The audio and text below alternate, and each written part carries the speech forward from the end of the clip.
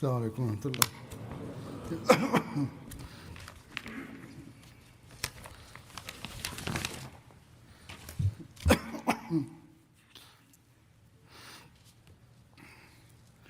أشهد أن لا إله إلا الله وحده لا شريك له وأشهد أن محمدا عبده ورسوله أما بعد فأعوذ بالله من الشيطان الرجيم بسم الله الرحمن الرحيم الحمد لله رب العالمين الرحمن الرحيم مالك يوم الدين إياك نعبد وإياك نستعين اهدنا الصراط المستقيم صراط الذين أنعمت عليهم غير المغضوب عليهم ولا الضالين.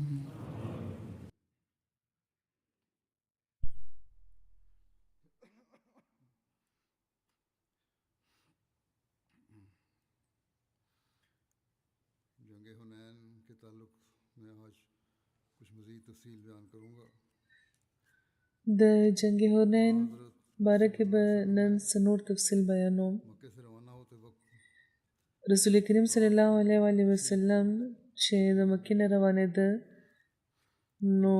حضرت عطا بن اسید هغوی د مکې امیر مقرر کړی وو. साहब की उम्र دا لومبی امیر وو د مکې چې مقرر کړی شوی وو. هغه وخت د هغوی عمر تقریبا 60 کاله وو. जिम्मेदारी सौंपी. حضرت معاذ بن جبل ته هغوی د مکې خلکو ته د دین تعلیم ورکولو ذمہواري سپارلې وه. د حضرت عطاب تعارف دا دی چې د هغوی د والد نامه اسید بن ابوالعز بن امیه وو. और इस्लाम के सख्त मुखालिफ थे.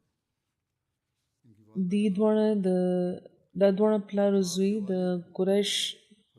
د سر سړي وو او د اسلام سخت مخالفان وو. د دوی د والدې نامه زینب وه. د عطاب والد د مکې د فتح نه مخکې وفات شوی وو او د اسلام نه د نفرت او د لریوالي دا حل د عطاب چې د مکې د فتح پر ورځ چې کله حضرت بلال په خانه کعبه کې بانګ ویلو نو عطاب خپل ملګرو ته دا وی چې د خدای شکر دی چې زما پلار دا آواز اورېدو نه مخکې د دنیا نه تللی دی، دا بانګ اورېدو نه مخکې. بهرحال عطاب د هغې نه پس د مکې د فتح په ورځ اسلام هم قبول کړی و.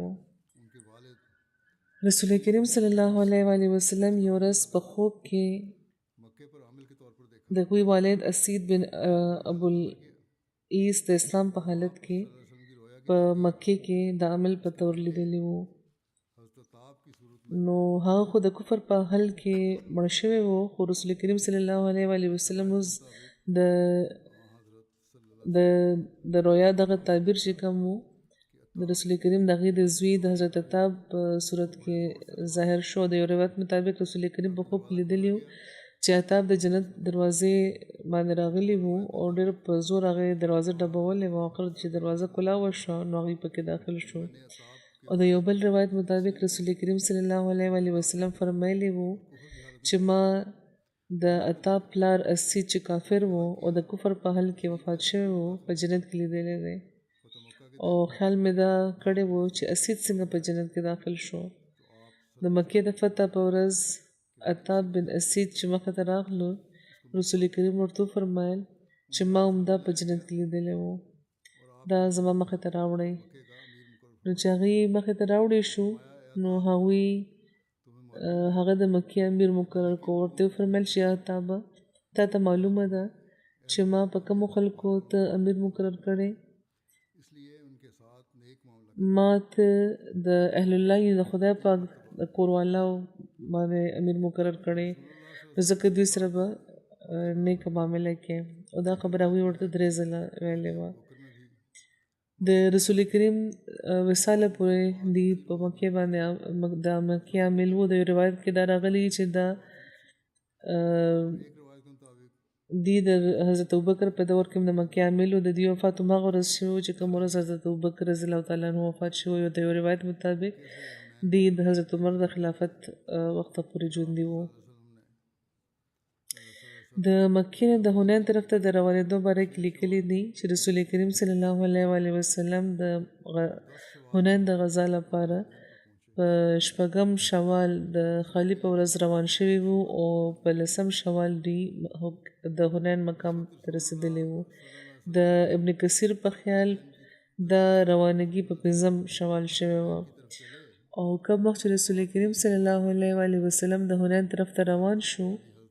نو د هغوی دوه ازواج مطهرات یعنی حضرت ام سلمه او حضرت زینب د هغوی سره وې او د ځینو روایتونو مطابق حضرت ام سلمه او حضرت میمونه ورسره وو. خو د معتبرو روایتونو مطابق حضرت ام سلمه او حضرت زینب د هغوی سره وې. مسلمانوں کی تعداد کے بارے میں لکھا ہے کہ غزوہ حنین میں اسلامی لشکر د مسلمانانو د شمیر باره کې لیکلي دي چې د حنین په غزا کې د اسلامي لښکر شمیر د مخالفانو په نسبت ډېر کم وو خو د تر اوسه پورې چې څومره یعنې تر هغه وخته پورې څومره سابقه غزوات شوي وو د هغې په نسبت دا شمیر زیات و. یعنې په دغه جنګ کې د مسلمانانو شمیر زیات و صرف د شمیر په لحاظ نه بلکې د وسلې په لحاظ هم. او ائمه مغازي لیکلي دي چې رسول کریم صلی الله علیه وسلم د 12,000 مسلمانانو سره په سفر روان شي. 10,000 صحابه چې مدینې نه د مکې د فتح لپاره راغلي وو هغوی د رسول کریم سره راغلي وو او د مکې خلکو نه هم 2,000 کسان د رسول کریم سره روان شوي وو. ځینو دا شمیر 14,000 بیان کړی دی خو زیاتره د 12,000 شمیر ملاویږي. 2,000 پکې د مکې نوي مسلمانان شوي خلک وو او چا چې دا شمیر 14,000 خلک دی هغوی د مدینې نه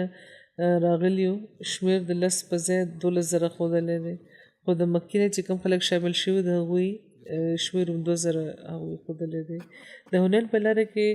ذات انوات نومې یو د بیرې لویه ونه وه چې مشرکانو به ډېر احترام کولو او د فتح د شګون په طور به خپله وسله په دې باندې ځوړندوله او دلته به اعتکاف هم کولو. ډېر د عقیدې د احترام اظهار به هغوی کولو. چې کله دا قافله د دغه ونې له خوا نه تېرېده نو د مکې یو څو کسان چې نوي مسلمان شوي وو هغوی رسول کریم ته خواست وکړو چې موږ لپاره د دغه شان څه ونه مقرره کړی شي. نو رسول کریم صلی الله علیه وسلم ورته وفرمیل چې الله اکبر تاسو خو هغه خبرو که چې کومه خبره د موسی قوم هغوی ته کړې وه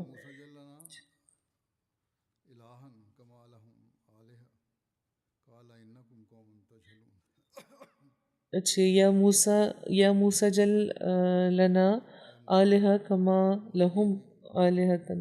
قال انکم قوم تجهلون چې یا موسی موږ لپاره هماغه شان معبود جوړ کړه لکه څنګه چې د دوی معبودان دي. نو هغه ورله جواب ورکړو چې یقینا تاسو یو ډېر جاهل قوم یې. نو رسول کریم صلی الله علیه وسلم ورته وفرمیل چې تاسو به لازما د پخوانو په شان دی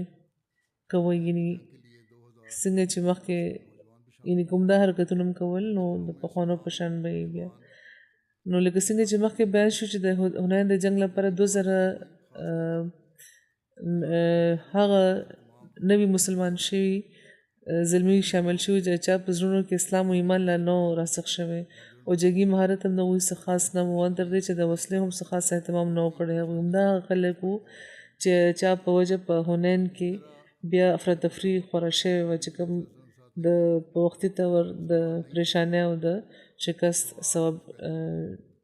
جوړه شوې وه. او دغه شان مکې نه څه خلک نبي کریم صلی الله علیه وسلم سره راوتي وو او هغوی مسلمانان نه وو څه سواره وو څه پیاده وو تر دې چې ښځې هم روانې شوې وې چې هغوی به زده کتو لپاره لښکر سره وې چې د جنګ په نتیجه سره وځي او که د مسلمانانو ته فتح ترلاسه شوه نو مال غنیمت به ملاو شي او هغوی ته دې سره هغې هېڅ غرض نه لرلو چې د رسول کریم صلی الله علیه و آله وسلم ته څه تکلیف یا صدمه رسي او یوه برخه صرف د تماشې لپاره شامله شوې وه اوس دې کې پکې څه مشرکان هم وو چې د شرک په حالت کې سره شامل شوي وو او دغه مشرکانو شمېر د اتیاو ته جوخت بیانېږي او ځینو سیرت نګارانو د دې وجه دا هم بیانه کړې ده چې دا هغه لومړی جنګ و چې رسول کریم صلی الله علیه و آله وسلم پکې د مشرکانو نه هم مدد اخیسته حالانکه دې نه مخکې رسول کریم صلی الله علیه و آله وسلم به هیڅ چېرې هم په یو جنګ کې مشرک به نه شاملولو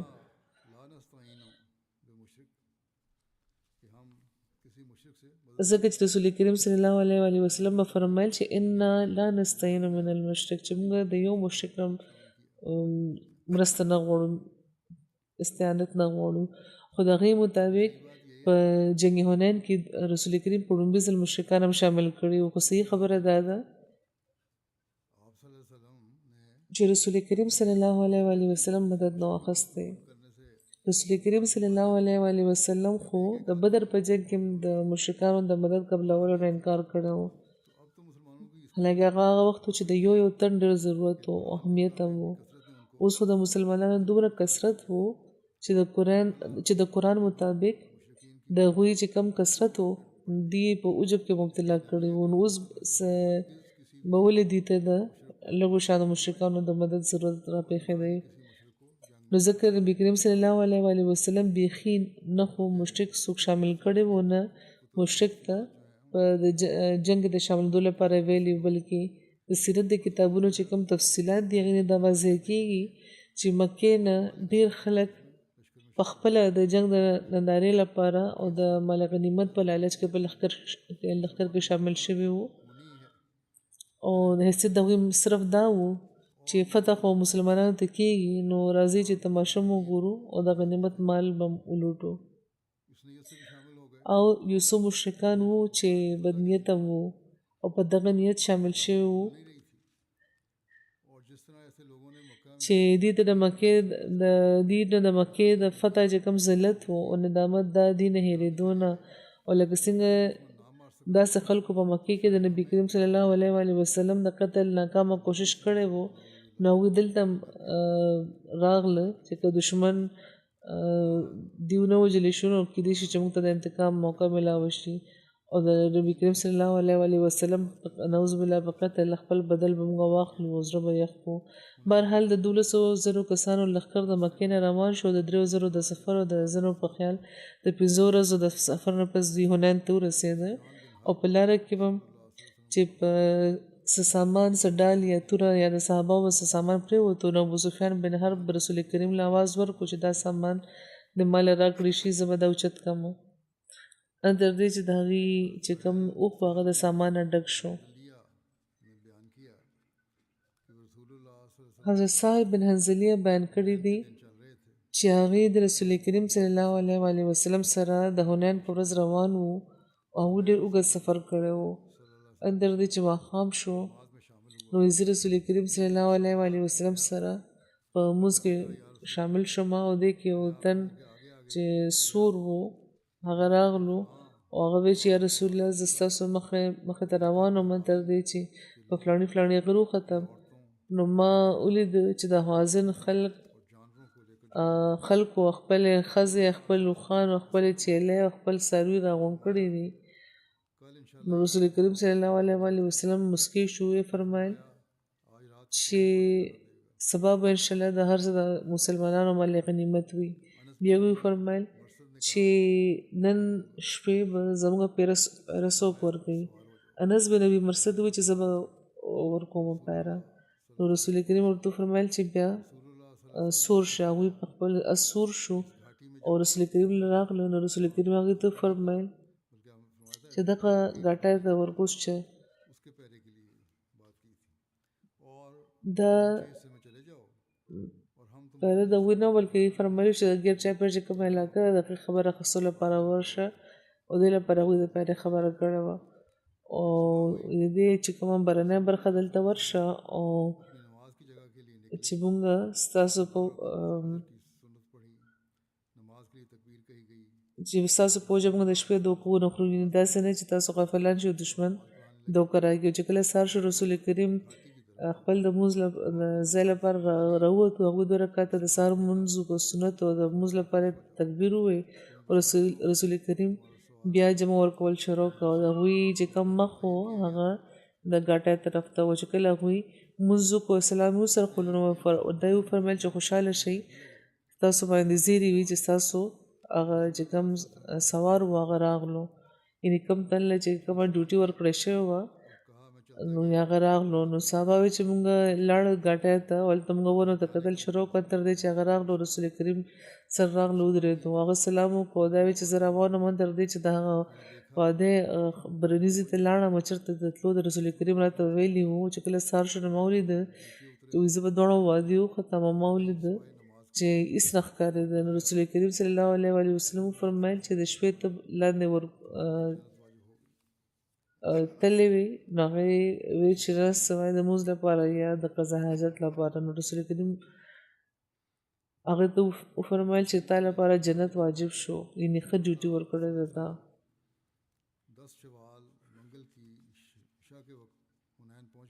د مشرکانو د جاسوسانو ذکر ملاویږي رسول کریم صلی الله علیه وسلم په 10 شوال د 9 په ورځ د ماسخوتن په وخت هنین ته رسېدلی وو مالک بن عوف د هوازن 3 کسانو چې د جاسوسانو په طور رالېږلي چې هغوی د مسلمانانو په لښکر کې اجازه واخلي او ټول تفصیل دې راته ووایي او دې 3 واړه چې کله واپس راغلل نو حواس وخته و مالک ورته ووایي چې څه چل وشو په تاسو باندې هغوی ورته ووایي چې مونږ په اسونو باندې سپین سړي لیدلي دي او قسم په خدای که جنګ وشو نو مونږ په دغه حل باندې به قابو بیا نه موندې شو قسم په خدای مونږ ځمکې والاو سره قتل نه شو کولی مونږ خو نو دغه اسمان والاو سره به څنګه جنګ کوو او که ته زموږ خبره منې د خپل کام سره واپس لاړ شه او که خلکو هماغه څه ولیدل چې څه مونږ لیدلي دي نو هغوی ته هماغه تکلیف رسي چې کوم مونږ ته ورسېدو نو هغه ورته وایي چې تباه شې ته په لښکر کې د ټولو نه زیات بزدلی نو هغوی هغه په دغه ویره پټ کړ چې دا خبر چېرته په لښکر کې ټول لښکر کې خور نه شي بهر نه د تلل پکار او دا یې وایي چې ما له د بادر تن خبر راکوي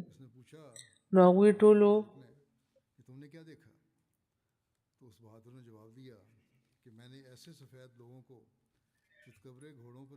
هغې ورته وایي چې ما د بادر تن نه خبر کوي نو هغوی ټولو چې هلته کوم خلک موجود هغوی په یو تن اتفاق وکړو چې دا ډېر بادر دی او بیا هغه یې راولېږلو هغه هم بیا زر واپس راغلو هغه هم دغه شان هغه هم مروب و لکه څنګه چې مخکې دغه 3 ملګري مروب وو او هغه تپوس کړو چې مالک ته نه چې تاسو ولیدو نو هغه ورله جواب ورکړو چې ما داسې سپین خلک په اسونو لیدلي دي چې چا طرف ته د کتو توان نه لرو قسم په خدای ما باندې روب دغې راغلی دی چې کوم تاسو ګورئ چې کوم په ما دی زه دا نه شم په دې قابو بیا موندې بهتره ده چې موږ د دې نه واپس لاړ شو خو دې نه باوجود مالک بن عوف د خپلې ارادې نه منې نه شو د دشمن د جاسوسانو چې کوم خپل د مشاهدې ذکر کړی دی سیرت نګارانو د بیان مطابق دغه دواړه اړخونه د دې مطلب کېدای شي د یوې ډلې دا خیال دی چې دغه جاسوسانو فرښتې لیدلې وي او هغوی یېرېدلي وو او د بل خیال دا دی چې هغوی چې کله د مسلمانانو لښکر ولیدو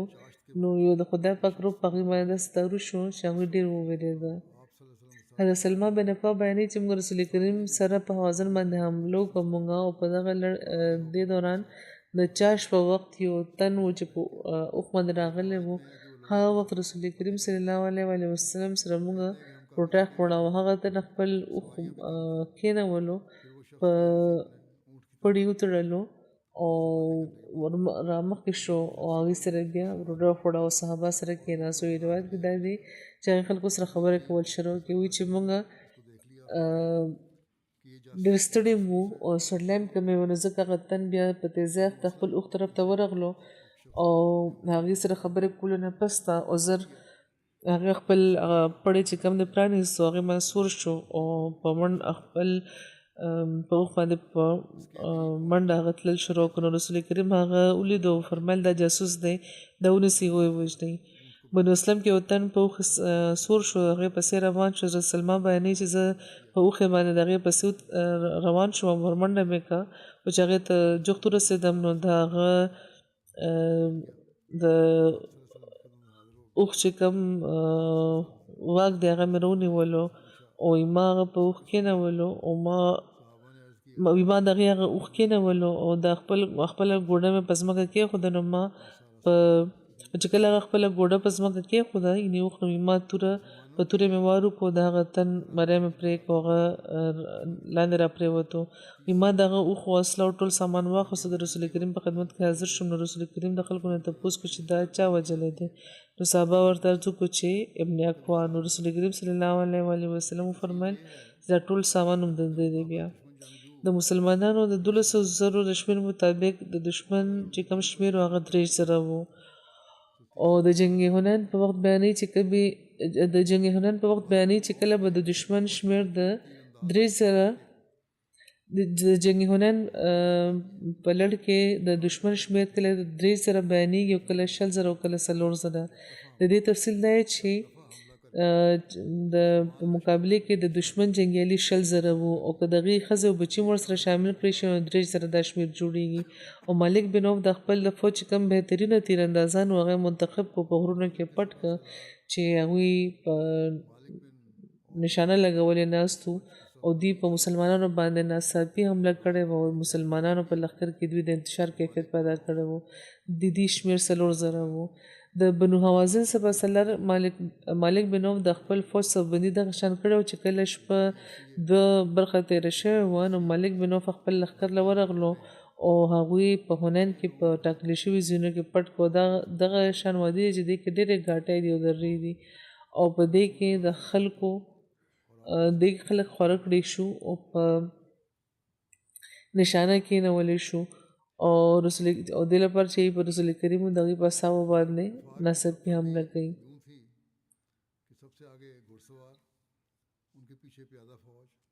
د کافرانو صفبندي دغه شان و چې ټولو نه مخکې د اسونو باندې سواره فوجیان وو، هغوی پسې پیاده فوج او ورپسې اوښانو باندې ښځې او ماشومان او د هغوی پسې بیا نور مال، اوښان، ګډې بوزې او نور څاروي وو. د مکې نه د هنین طرف ته د روانېدو په وخت رسول کریم د بنو سلیم 1,000 په اسونو باندې سواره چې کوم فوجیانو د هغوی دسته مخې ته د ټولو نه مخکې ساتلې وه او د هغوی چې کوم قیادت و هغه د حضرت خالد بن ولید له سپارلی شوی و. چې کله دا لښکر جورانه مقام ته ورسېدو نو د پیشنمي په وخت رسول کریم ټول لښکر د میمنه یعنې ښی برخه او میسره یعنې ګسه برخه او قلب یعنې منځنۍ برخه دا د تقسیموي به فرمایلی و. رسول کریم په خپله په درمیاني یعنې په منځنۍ برخه کې وو. هغوی مهاجرو او انصارو کې 2 جنډې تقسیم کړې وې. د مهاجرو یوه جنډه هغوی حضرت علي له ورکړې وه چې او یوه جنډه هغوی حضرت سعد بن ابي وقاص او یوه جنډه هغوی حضرت عمر له ورکړې وه. په انصارو کې د خزرجو جنډه د حضرت عباس بن منظر له هغوی نه ورکړې وه، یعنې حضرت عباس بن منظر له یې ورکړې وه او د اوس چې کومه جنډه وه هغه حضرت اسید بن حضیر له یې ورکړې وه. همدغه شان ابو برده بن نیار، حضرت ابو لبابه بن عبدالمنذر او حضرت قتاده بن نعمان له هم هغوی جنډه ورکړې وه. او دې نه علاوه 100 نه زیاتې وړې وړې جنډې هم د رسول کریم په مختلفو ډلو کې تقسیم کړې وې. په هنین کې ځینو کسانو دا ویل چې نن مونږ په شمېر کې لږ نه یو نو مغلوبه به نه کړی شو، نن مونږ په شمېر کې ډېر زیات یو. خو رسول کریم دا خبره خوښه نه کړه او قرآن کې هم دې خبرې ته د ناپسندیدګۍ په نظر کتلی شوې دغه شان بیان کړی شوې ده دا خبره چې اذ اعجبتکم کثرتکم چې کله ستاسو کثرت تاسو په کبر کې مبتلا کړی وي. हुनैन के मार्के में इब्तदाई फदा मुसलमानों को हुई. د حنین په جنگ کې ابتدایي فتح مسلمانانو ته ترلاسه شوه. بیا د دشمن د زبردست حملې په وجه افراتفری خوړل شوه چې پکې لکه څنګه چې مخکې ذکر شو بیا عرضي شکست شوه مسلمانانو ته. په آخر بیا مسلمانانو ته ډېره لویه فتح زبردسته فتح نصیب شوه. د دې تفصیل دغه شان دی چې د حنین د غزا په باره کې عموماً دا بیانېږي چې د مسلمانانو لښکر د سحر په تیارې کې د حنین په وادۍ کې داخل شوی و او د کافرانو لښکر مخکې نه وادۍ ته رسېدلی و. د دې چې کوم بهترینه ماهر تیرانداز ولته په ګاټو کې پټ ناست وو. مسلمانان دې سره په ناخبرۍ کې چې کله دینه د ناخبرۍ په حال کې چې کله په وادي کې داخل شو نو دغه تیراندازانو پې ناڅاپه حمله وکړه او د هغې په وجه په مسلمانانو کې افراتفری خوره شوه. هغوی واپس تښتېدل شروع کړه تر دې چې صرف رسول کریم صلی الله علیه وسلم او د هغوی یو څو صحابه هلته پاتې شو. او بیا چې کله د رسول کریم له طرفه مسلسل آواز وکړی شو نو د مسلمانانو لښکر واپس شو او بیا دشمن سره یو ښه جنګ وشو او دشمن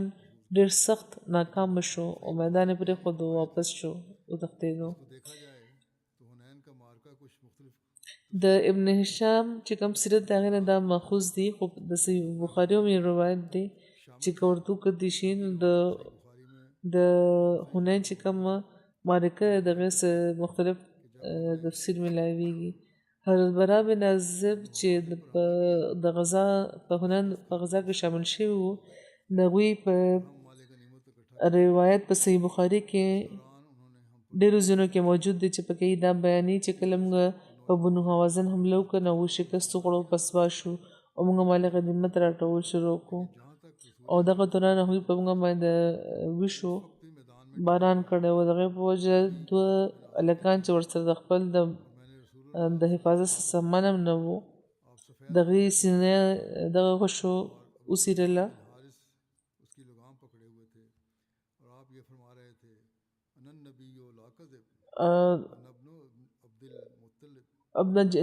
هغه زلمي چې ورسره خپل د حفاظتي سامان هم نه و هغوی د دغه غشو په وجه هغوی په شا وتښتېده او تر څو چې د رسول کریم خبره ده نو هغوی هغه وخت هم په میدان کې ولاړ وو. او راوي برا بن عازب وایي چې ما رسول کریم لیدلي و هغوی په سپین خچر سور او ابو سفیان بن حارث د هغوی واک نیولی و. هغوی دا فرمایل چې انا نبی الله کذب انا ابن عبدالمطلب چې زه نبي یم او دا دروغ نه دی او زه د عبدالمطلب زوی یم. د بخاري دغه روایت نه بغیر که وکتلی شي نو د حنین د جنګ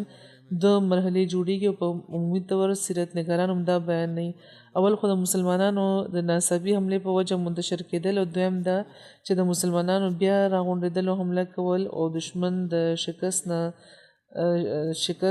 دشمن له شکست ورکول. خو د بخاري دا روایت که بنیاد جوړ کړی شي نو دا بیا زیات سبب معلومیږي چې د حنین د جنګ درې مرحلې وي. لومړۍ مرحله دا چې د مسلمانانو لښکر بغیر د خنډ نه په حنین کې داخل شوی وو نو دشمن چې کوم لښکر و د هغې مخې ته هغه شکست وخوړو او مسلمانانو چې کله د هغوی پسپایي ولیده نو د هغوی یوه برخه د غنیمت مال لوټلو کې مصروفه شو. او بل دویمې مرحلې کې دا شی و چې د بنو حوازن سپه سالار مالک بن عوف خپل بهترینه 4,000 تیراندازان په ګاټۍ کې چې کوم په پټ طور مقرر کړي وو هغوی چې کله ولیده چې د مسلمانانو لښکر په وادۍ کې داخلېږي نو هغوی پر باندې ناڅاپه د غشو یو زبردسته حمله وکړه او بنو حوازن د عربو بهترین تیراندازه وو. د سحر تیاره او د مسلمانانو یو شمېر چې په مال غنیمت راغونډولو کې مصروفه وو او هغې کې شمېر هم یو لوی شمېر د مسلمانانو د مکې هغه نوي مسلمانان شوي چې کوم هلکان د هغوی وو نو چې د هغوی په زړونو کې له اسلام لا پوره راسخ شوی هم نه و. هغوی سره خود او زرې نوې حفاظتي سامان هم نه و چې تیرونو نه د غشو نه ځان بچ کړی وی. نو د دغه حملې نه ناڅاپي حملې نه بچ کېدو لپاره دې خلک هلته نه وتښتېده. د دوی سورلی هم وی او چې کله دوی داسې په شا وتښتېده نو ټول لښکر کې یوه افراتفري خوره شوه او اوښانو او اسونو هم منډه کا او د ګټې په وجه لار هم تنګه وه نو هغه چې کوم د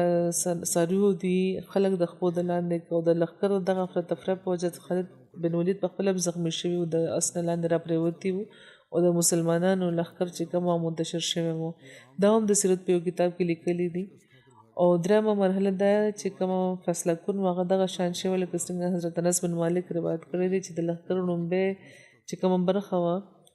د هغه په شا شوه او چې کومه ټوله نه مخکې د بنو سلیم دسته وه هغه وتښتېده هغې نه پس ته د مکې چې کوم نوي مسلمانان شوي هلکان وو هغوی بیا عام خلک هم هغوی پسې شکست وخوړو وتښتېده او هېچا هم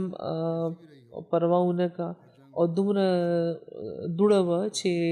چا پکې خپل د لاس تلیم نشو لیدی رسول کریم چې څومره هم جنګونه کړي دي یا کې ټولو کې قابل ذکر امر دا دی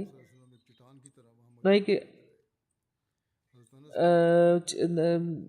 ټولو کې قابل ذکر امر هغې کې دا دی چې په د جنګ میدان چې څنګه هم وي څه سروتیالی وي خو هر جنګ کې د رسول کریم د ثابت قدمه د جرأت څه مثال بل هیڅ نظیر نه ملاویږي او کم وخت چې لوی لوی بادران هم چې په شا تښتېده هغو رسول کریم د یو غر په شان بل ته موجود ښکارېده حضرت انس بن مالک بیانوي چې رسول کریم نه زیات ښکلی او ټولو نه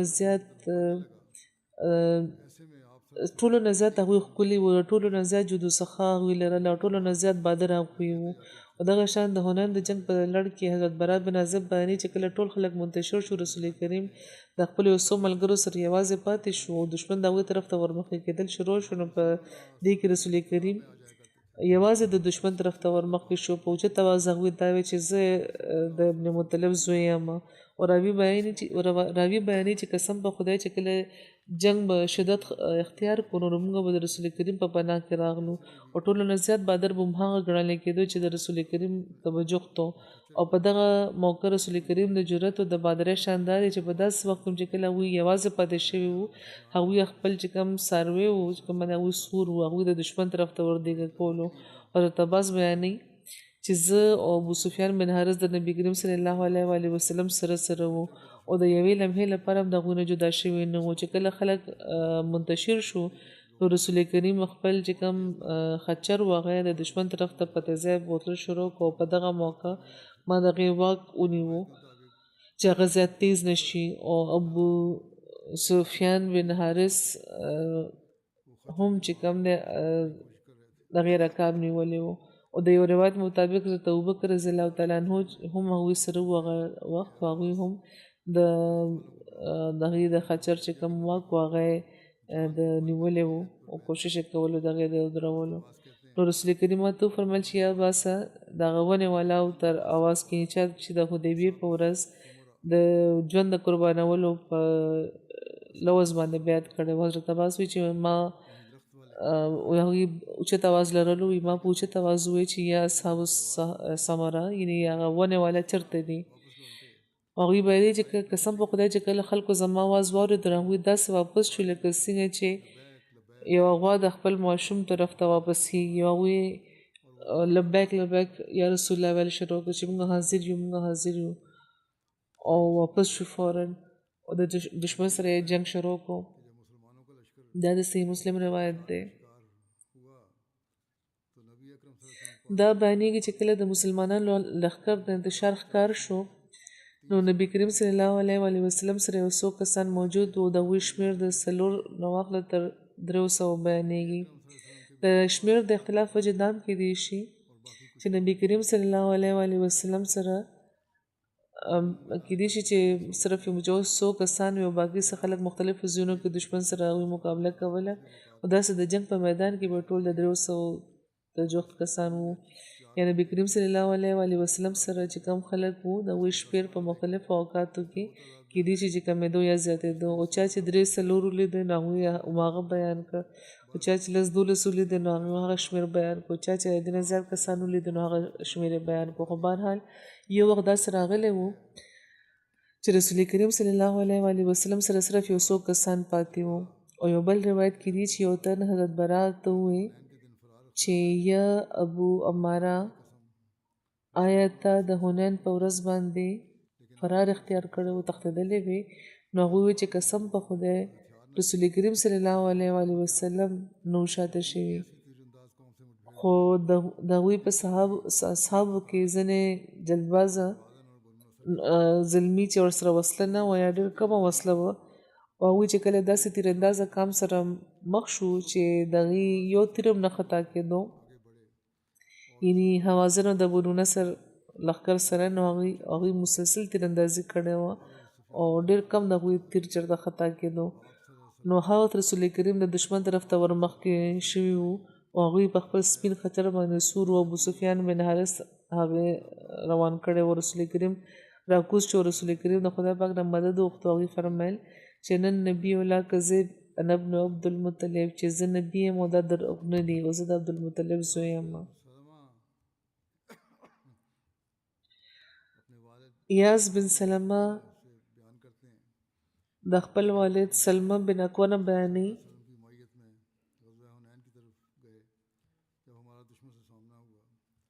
هغوی وایي چې موږ د رسول کریم سره د حنین غزا تللي وو او چې کله دشمن سره موږ مخ شو نو زه ور مخکې شوم او یو ګاټی باندې وختم هلته دشمن د یو تن سره مخ شوم او ما هغه باندې غشي وویشتو نو هغه مانه پټ شو خو زه خبر نه شوم چې په هغه څه شوي دي ما ولیده چې نور خلک دي د هغه ګاټی نه روزې لګیا دي او پکې د هغوی هم د نبي کریم صلی الله علیه و آله وسلم اصحابو سره جنګ شوی و او د نبي کریم صلی الله علیه و آله وسلم صحابه واپس شو او زه ما شکست خوړو زه واپس شوم او دو څادرې وې په ما یو کې یو مې تړلی و بل ما په ځان خور کړی و زما څادر کولاوېدل شروع شو نو ما هغه دواړه یو ځای کړه او زه چې شاته کېدم نو د رسول کریم مخه نه تېر شوم هغوی په یو خچر سور چې سور سپین رنګ و رسول کریم فرمیل چې ابن اکوا څه پریشاني لیدلې ده او په دغه حال کې هغه ولې واپس یې ولې منډه کړې ده حضرت مسلم موعود رضی الله تعالی عنه د حنین په ورځ د تیرانو خوړو نه پس د واپس کېدو د واقع ذکر فرمایلی دی چې د حنین په غزا چې کله د مسلمانانو لښکر شاته شو ځکه چې دشمن چې کم تیراندازانو د هغوی حملې شدت اختیار کړی و نو رسول کریم صرف د یو څو اصحابو سره دشمن طرف ته ورمخکې شو حضرت ابوبکر چې دا ولیده چې د دشمن حمله سخته ده نو هغوی هغې منع کول غوښته او ورمخکې شو او د هغې د اس واک یې ونیو رسول کریم ورته وفرمیل چې پرېږده زما د اس واک او اینه پس هغوی دا شعر ویل او مخکې شو چې انا نبي لا کذب انا ابن عبدالمطلب یعنې زه د خدای نبي یم او دروغ جن نه یم او زه د عبدالمطلب زوی یم او د هغوی دا ویل چې زه د عبدالمطلب زوی یم د دې مطلب دا و چې دا وخت د دشمن حمله دومره سخته ده چې د دشمن شمېر 4,000 چې د دشمن چې کم 4,000 تیراندازان دي هغوی د غشو باران راورې لګیا دي او په دغه حال کې زما ورمخکې کېدل د انسانیت د شان نه ډېر اوچت او بالا ښکاري نو دې نه د څوک دوکه ونه خوري او دا دې ونه ګڼي چې زما که څه خدایي طاقت دی زه خو د عبدالمطلب زوی یم او یو بشر یم صرف د خدای پاک په ودت زما د نبي کېدو په وجه ما سره دی ټول خلک نو تښتېدلي دې باره کې روایت شته امام نووي وایي چې ټول خلک نو تښتېدلي بلکې د مکې چې کوم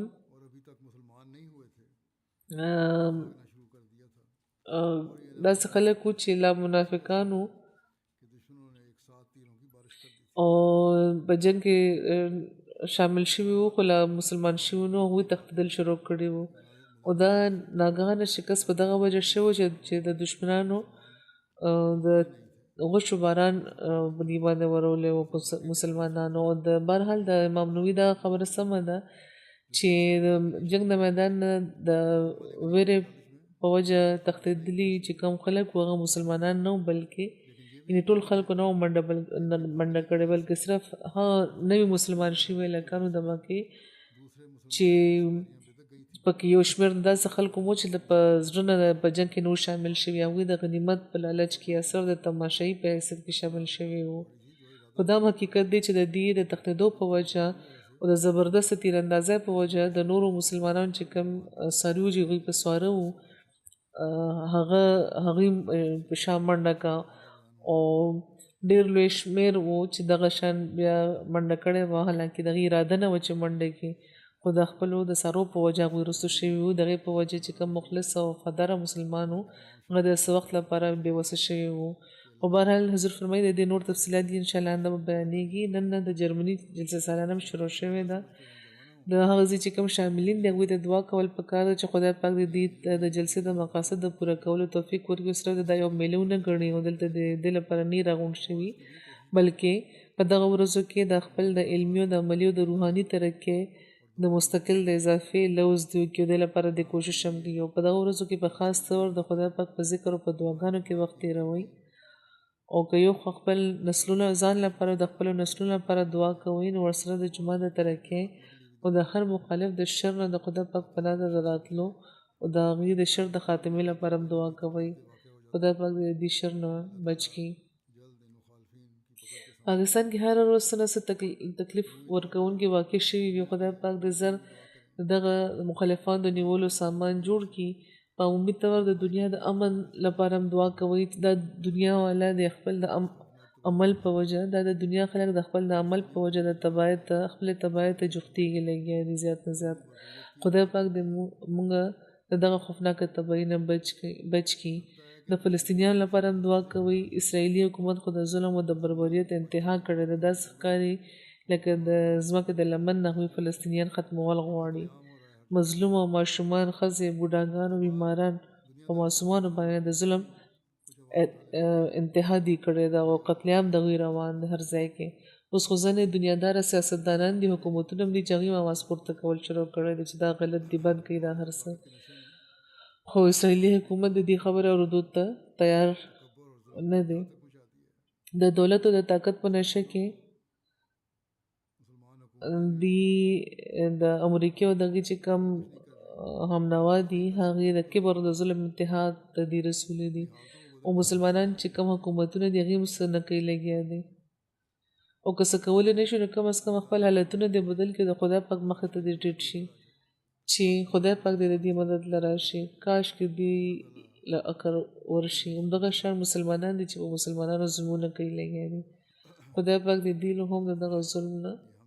خدای پاک دې هم دغه ظلم نه منې کړي. نن دا کار زمونږ د احمدیانو دی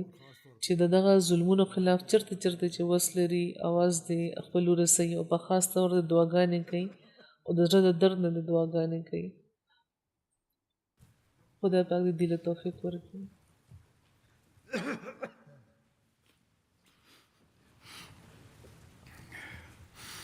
الحمد لله نحمده ونستعينه ونستغفره ونؤمن به ونتوكل عليه ونعوذ بالله من شرور أنفسنا ومن سيئات أعمالنا. من يهده الله فلا مضل له ومن يضلل فلا هادي له. ونشهد أن لا إله إلا الله ونشهد أن محمدا عبده ورسوله. عباد الله رحمكم الله، إن الله يأمر بالعدل والإحسان وإيتاء ذي القربى وينهى عن الفحشاء والمنكر والبغي يعظكم لعلكم تذكرون. اذكروا الله يذكركم وادعوه يستجب لكم ولذكر الله